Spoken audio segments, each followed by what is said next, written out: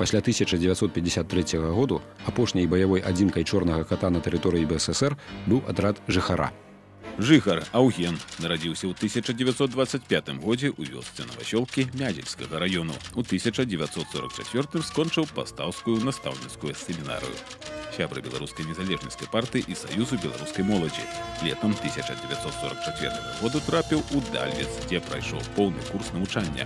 У 1945 у Нямецчане пад сваім прозвішчам уступіў у Чырвоную армію. Пасля дэмабілізацыі вярнуўся ў Беларусь, дзе працаваў настаўнікам.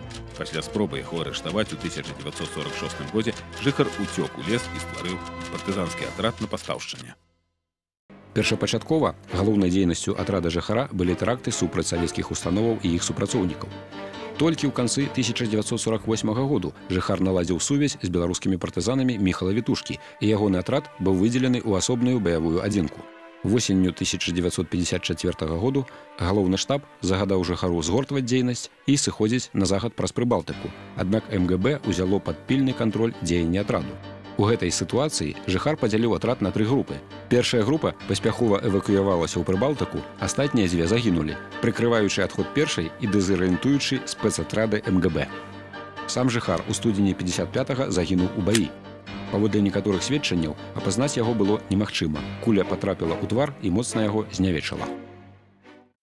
Смерць Аўгена жыхара можна лічыць заканчэннем арганізаванай партызанскай барацьбы ў Беларусі. Так лічаць удзельнікі антысавецкага супраціву. Але апошняя збройная акцыя беларускага супраціву адбылася ў 1957 годзе. Галоўны штаб падрыхтаваў замах на Мікіту Хрушчова ды іншых савецкіх дзеячоў. Акцыя мела адбыцца ў толькі што пабудаванай рэзідэнцыі ў Белавежскай пушчы у Віскулях, куды Хрушчоў меўся прыехаць на паляванне. Аднак план па прарыву ў рэзідэнцыю з-за сур'ёзнай сістэмы аховы аб'екту быў зменены. Было вырашана замінаваць дарогу, па якой меў праязджаць картэж Хрушчова. На закладзеных партызанамі мінах падарваўся аўтамабіль з некалькімі высокімі чыноўнікамі з Масквы. Хрушчову пашанцавала.